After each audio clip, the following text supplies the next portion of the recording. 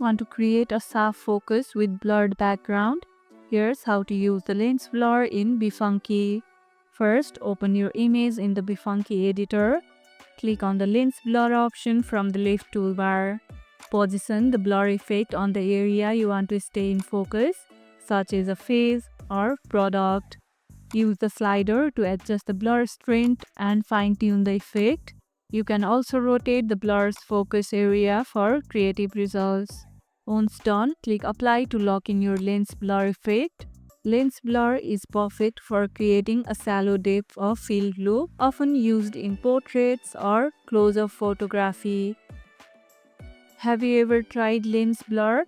Let me know how it worked for your photos. If this video helped, hit the like button, share it, subscribe and leave a comment. Thanks for watching and I'll see you in the next one.